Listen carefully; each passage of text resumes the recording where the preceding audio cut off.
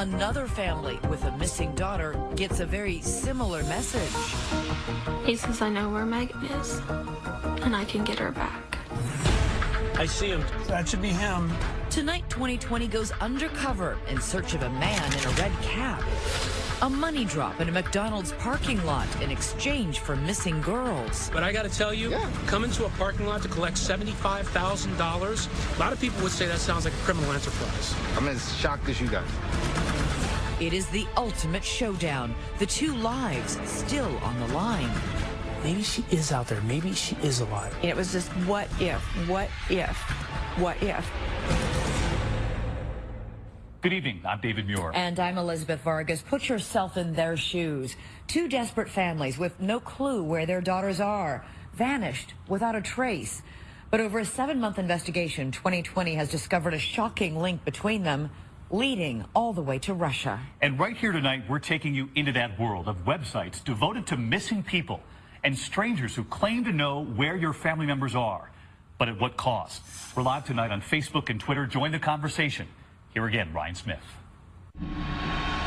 February 2013. Dawn breaks cold and clear on a Tuesday morning in Denver, Colorado. And as morning turns to midday, a question hangs in the thin air of Mile High City. Where is Kelsey Schelling?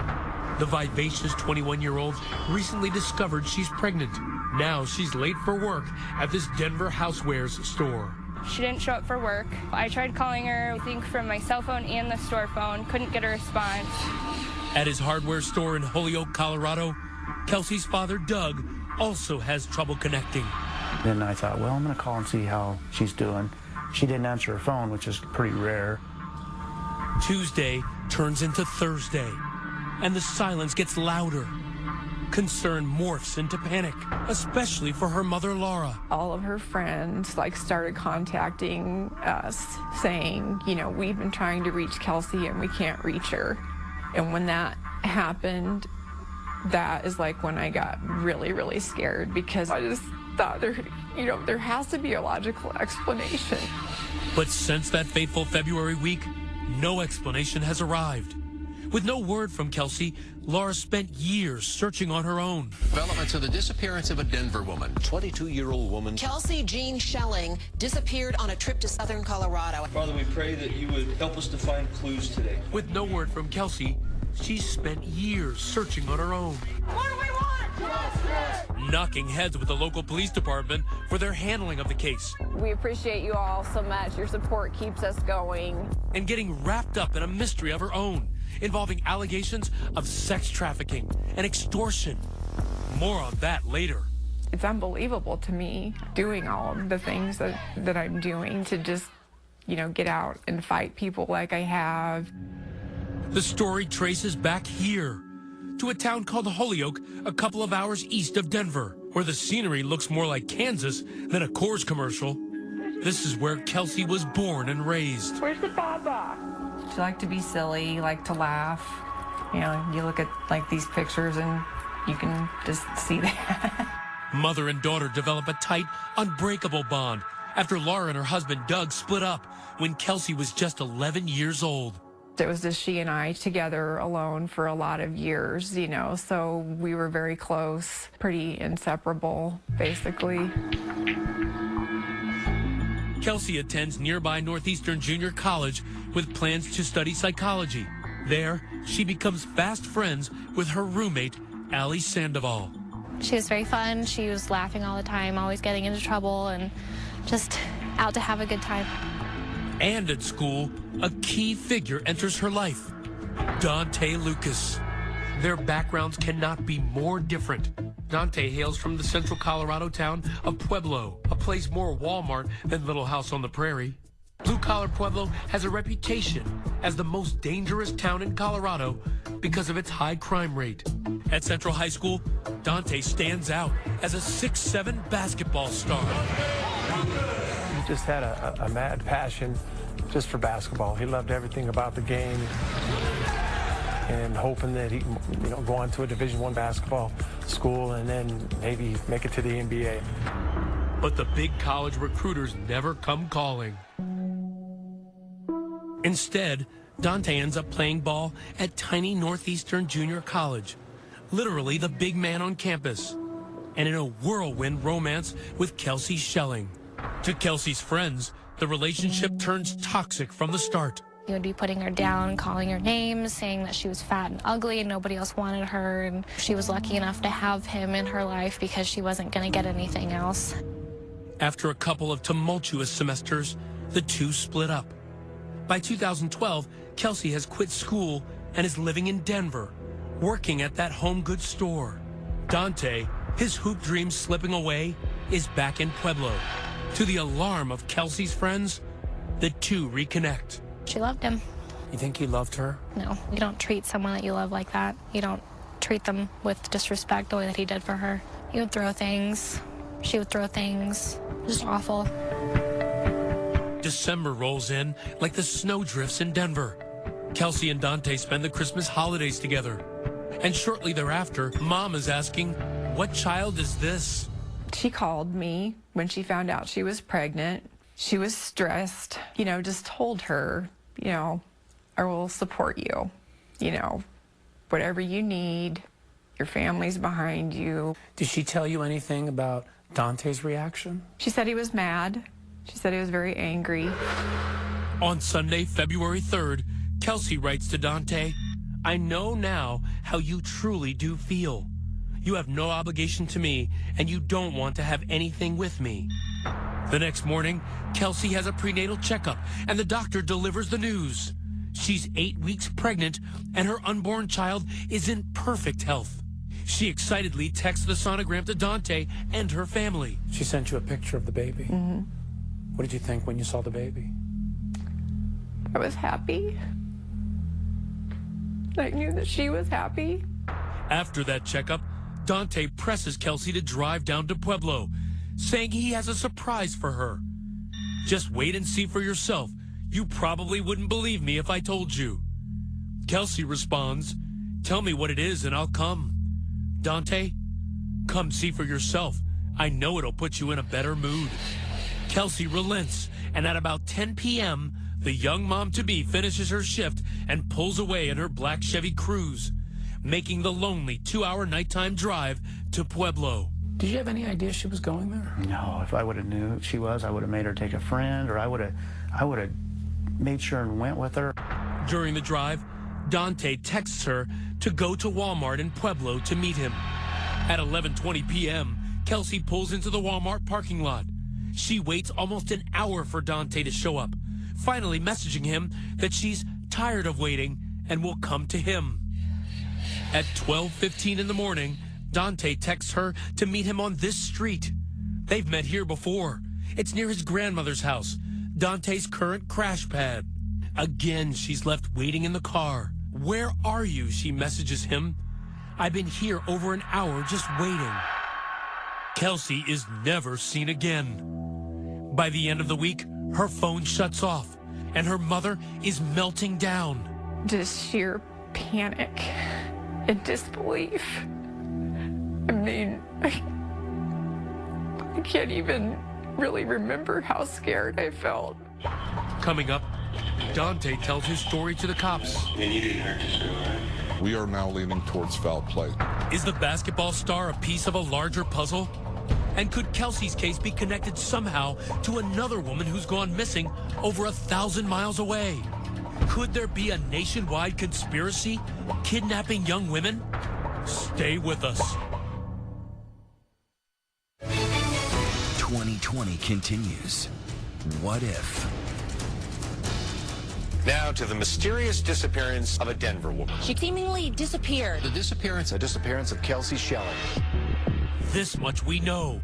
On the night of Monday, February 4th, Kelsey Schelling, very troubled, very pregnant, and maybe still very much in love, makes that late-night drive from Denver to Pueblo, Colorado, to visit her boyfriend, Dante Lucas. Pregnant woman who vanished. Kelsey was 8 weeks pregnant. She was last seen in Pueblo. When Kelsey's family reaches out to Dante, they say he seems oddly unconcerned. And I just said, if you hear from her, you need to tell her that we're taking this very serious and that we're calling the police. And so he's like, okay, I will. What did he sound like on the phone? Because the call that you're making to him is, Kelsey, the woman that you are with, the mother of your child, is missing. We are desperate to find her. Nothing, no. Not worked up, not, just... He's not scared? What can I do? How can I help? No, he just says if I hear from her, I'll let you know. The Pueblo PD take over the case. As the last person known to have seen Kelsey alive, Dante falls under immediate scrutiny and is called in for questioning. He gives a detailed account of what happened. Corroborating Kelsey's texts, he says Kelsey arrived at the Walmart meeting point after 11 p.m. After waiting there in vain for 45 minutes, she and Dante finally rendezvous on Manor Ridge Drive, near his grandmother's house where he'd been staying. And she came down to Pueblo, and we were talking or whatever. She ended up, getting mad at me or whatever. So, I went back home that night. I thought she was just going to go back home, but she ended up staying until the next morning. Dante claims Kelsey never went home. Instead, he says she slept in her car. And at about 7 that morning, she asked him to take her to a local hospital because she wasn't feeling well. So, went to Parkview, and she went in and stayed for about almost 2 hours, hour 45 too. She came out and she told me that she wasn't pregnant. Now that's an eyebrow raiser right there. Since just the previous morning, a doctor in Denver had confirmed the pregnancy and a healthy baby with that ultrasound. Still, Dante proceeds with his story, claiming at about 9 a.m., the two drove from the hospital and ended up at that Walmart where they parted ways. As it turns out, forever. She went to go get some snacks, like something to eat, because she was hungry. And then came back out, we ended up talking, and she ended up telling me, get out of the car at Walmart. She didn't want to take me home, so I just left from Walmart and started walking home. And you didn't hurt this girl, right? No, I've never hurt her. Could Kelsey have harmed herself, distraught over a supposed miscarriage? In his interview, Dante described her as a troubled, erratic young woman. She had bad anxiety. She has anxiety attacks, so she had pills for that. What can you tell me about that? She's told me before that she's ended up in the hospital a few times from overdosing, I guess. Dante cast her to police as someone who had troubles with drugs. I don't believe that, no. So do you think that Dante made all these statements up? Yes. And why do you think he did? To try and throw the attention some other direction. I mean, even if Kelsey did commit suicide, which I don't believe she did, because she was happy. She wanted that baby. She wanted to be a mom. But if she committed suicide, you would find her body. Dante is allowed to leave. And then, 8 days after the disappearance, a breakthrough. The car of a missing Denver woman has been found in Pueblo. Kelsey's car is discovered in a different Pueblo hospital. The car was abandoned in the parking lot. But Andrew McLaughlin, deputy police chief at the time, says police are unable to determine who left it there. We did not have any good security footage that could tell us who dropped off the car, how the car got there. But you find the car and no Kelsey. And no Kelsey. Normally, if someone was going to go away for a few days, they'd take their car with them. So we are now leaning towards foul play. So we accelerate the case. Attention now returns with some urgency to Dante's version of events. And already, some things aren't adding up. Remember how Dante said he dropped Kelsey off at this hospital at around 7 a.m. on February 5th? He said he waited outside for her. She went in and stayed for about almost 2 hours. But there's just one problem with his story. We have no record of Kelsey Schilling ever being here at Parkview Medical Center. Now, what do you check to find out if she was here or not? We have a medical records system that keeps track of every patient that's ever walked through our doors. So for you, there was no way she's ever here? That's correct. We went to Parkview Hospital and they said, we have no record of Kelsey ever being here. Would that be a suspicious set of circumstances in the way you look at Dante? Yes, it is. In fact, much of Dante's story is going to start to crumble quite shortly. Well, this is another glaring hole in his statement. Because there were security cameras almost everywhere along the way. And police say they showed no signs of Kelsey, only Dante. You're on video, dude. It's not the car. It's on the video. Stay with us. 2020 continues. What if? You're looking at surveillance video of that Walmart parking lot from Tuesday at noon. This is Kelsey Schelling's black Chevy Cruze entering a parking spot. Remember, Dante told police he and Kelsey then went inside the store to grab something to eat. And she went to go get some snacks, like something to eat, because she was hungry. But watch closely. Only one person is seen emerging from that Chevy, and it's Dante. He gets out of the driver's side and walks toward the front of the store. ABC consultant and former FBI Special Agent Brad Garrett reviewed the video for us. This is another glaring hole in his statement where he contends that the two of them are together, and clearly, based on the surveillance, it's one person. Dante is later seen walking through a parking lot in the rear of the store, where his mother arrives to pick him up. But what happens next to that parked Chevy? Could Kelsey still be in the car? Well, watch as it sits and sits and sits through the day, through the night. And over an 18-hour period, nobody is seen getting in or out of the car. But then, at 7:17 the following morning, a Walmart camera captures this man in a gray hoodie walking across a parking lot. Now, watch the camera trained on Kelsey's Chevy. The man with the hoodie approaches the car without hesitation. He opens the driver's door, gets in, and moments later, drives the car away. It's a car that that person is familiar with. And we know earlier that Dante had the key. So who is this? I don't know. It's hard to imagine it's not anyone other than Dante. Who do you think that someone was that came back and drove that car away? You know, there's similarities to Dante, but it's nothing that we can 100% say that is the person who drove it away. And other security cameras capture something Dante omitted from his account to police. Remember, he said after leaving the hospital that morning, he and Kelsey drove to the Walmart. But it turns out he did make a stop at this Pueblo bank. This video was shot at about 11:40 a.m. before he arrived at the Walmart. Dante is seen pulling up to a drive-through ATM in Kelsey's Chevy Cruze, and he's using Kelsey's bank card to withdraw $400 from her account.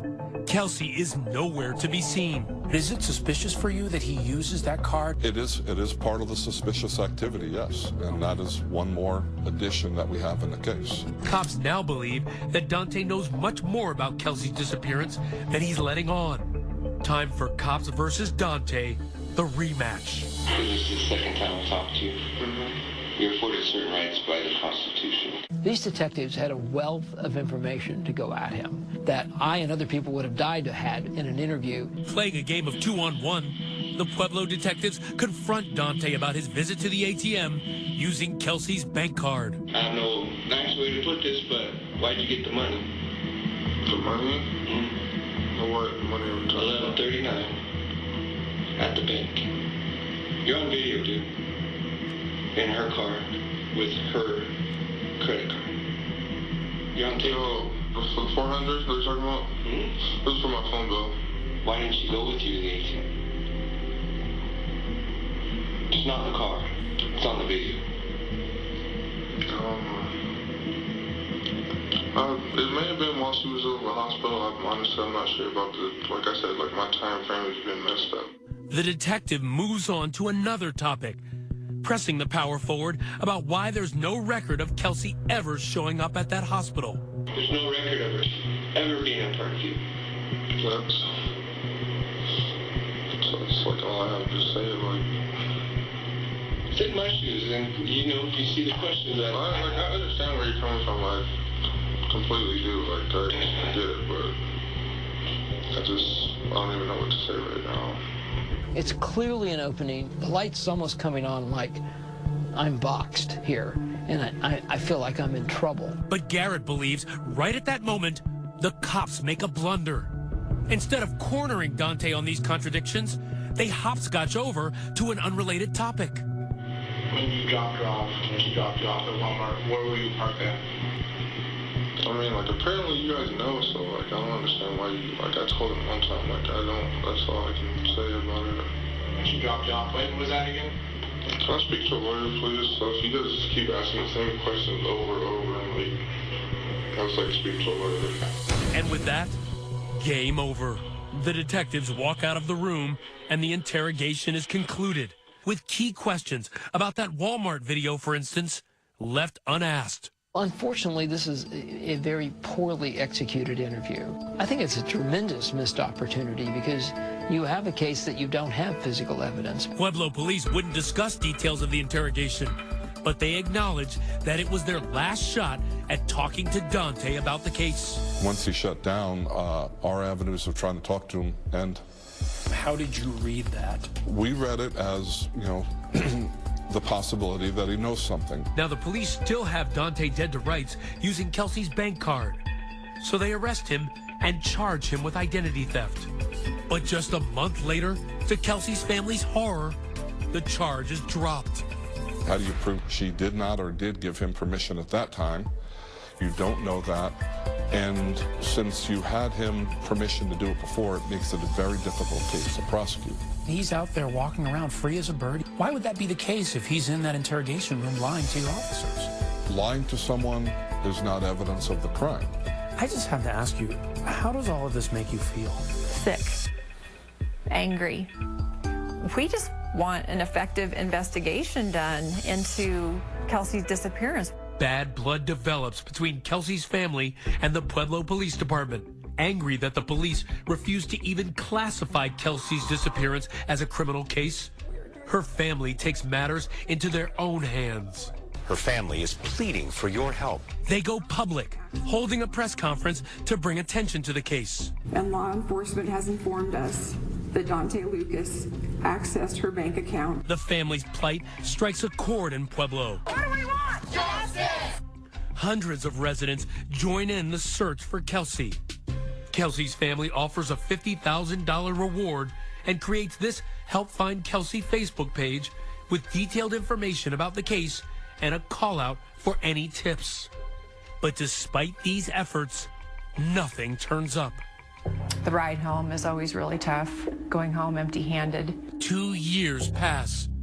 Hope fades. But coming up, a startling message is about to come through that Facebook page, giving Laura hope that maybe she can get her daughter back without the Pueblo police. A mystery emailer is about to deliver shocking news. He claims he knows all about what Dante was up to and that Kelsey is alive, being held along with other kidnapped women. And there's video to prove it. That there was video of Kelsey screaming for help. Maybe she is out there. Maybe she is alive. I mean, it was just what if? What if? When 2020 continues. Your name's Tickle, right? As Laura Saxton tends pigs in her Yuma, Colorado home, she's convinced another kind of swine has taken her daughter. But was Kelsey murdered, or could she somehow be alive? What if she is still out there somewhere? Our story is about to take a dramatic turn to the east. This is Portsmouth, Ohio, a stone's throw from the Kentucky border. This former meatpacking hub, now plagued by prescription drug abuse, would seem to have nothing to do with the disappearance of Kelsey Schelling 1,200 miles away in Colorado. But listen to this mother's story. I want her to come running down that street. Come walking around the corner. Marcella Lancaster has never met Kelsey's mom, Laura Saxton, but she knows all about her pain. You gotta just, try not to cry every day in front of my grandson. Just 2 months after Kelsey Schelling disappeared, leaving behind no trace but her abandoned car, a strikingly similar fate befell Marcella's 25-year-old daughter, Megan. She vanished from Portsmouth, also leaving behind no trace but her abandoned car. At first glance, there are a lot of similarities between these two cases, which one could conclude that the same individual or a group are involved in both of them. The Portsmouth police are drawing a blank. But Marcella and her family had been relentless in their search. An eerie feeling like there's something, like we're gonna find something. Megan's sister-in-law, Katie, runs point for the family. And so, for more than 3 years, parallel family tragedies playing out in separate time zones. Both families organizing searches, setting up Facebook pages to field leads, and doing whatever they can to keep public attention on their respective cases. Many in Pueblo are not giving up on finding clues that could help find Kelsey Schelling. Why do you think people feel so strongly about Kelsey's case? You know, they can't believe it. You know, they try and imagine what if it was their child. And in both cases, both families realizing it may all be for naught. I was finally coming to terms with backing off a little bit. You've had so many dead ends in this situation. Is it hard to keep hope? As far as the hope of actually finding her, that dwindles, you know, every day.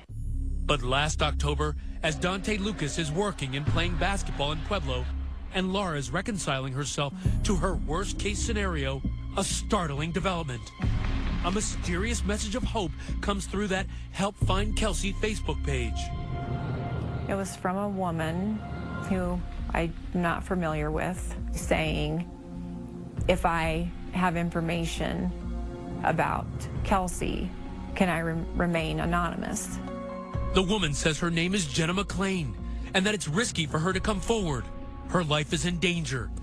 She passes the conversation on to a male associate who writes, "Ma'am, please, your daughter is not dead. She will be back home alive." The man knows all sorts of details of the case and offers a troubling account of what really befell Kelsey, claiming her baby daddy Dante had hired a friend to kill her. Dante has no idea she is alive. He thinks she is dead. Cliff, who was ordered to kill her, opted to keep her and sell her. And that the friend did not kill her. He sold her into sex trafficking. He had a fake grave dug and showed that to Dante as proof that he had killed Kelsey. The baby had been aborted. There was video of it being done, of Kelsey screaming. How did that affect you? It's really hard to find words to use for it because it's so awful. It made me sick. I mean, I could barely function. That same month, 1,200 miles away in Ohio, a nearly identical development. One Jenna McLean reaches out to Megan Lancaster's family through Facebook, says she has information, then passes the conversation on to a male associate who knows all about Megan's case. Out of nowhere, he pops up. He says, I know where Megan is, and I can get her back. He tells me how she was tortured and that she was in sex trafficking, and he told me that they kept her on chains. Both families get a nearly identical, highly bizarre proposition. The emailer says he can help each missing woman escape, but he needs money. He tells Katie to bring $50,000 in cash, $25,000 up front, to Vancouver, Washington, specifically to this McDonald's, and deliver it to a man named Marcus who will be wearing a red hat. The exchange was that if I would come to Washington, that I could have Megan. Laura gets the same offer. Once the money was exchanged, then this courier person would go and get Kelsey and bring her back to the McDonald's. Needless to say, the whole thing sounds fishy. In fact, it could be one of the most diabolical scams ever conceived. And yet, how can a desperate mother say no? I just thought, what if she's been out there and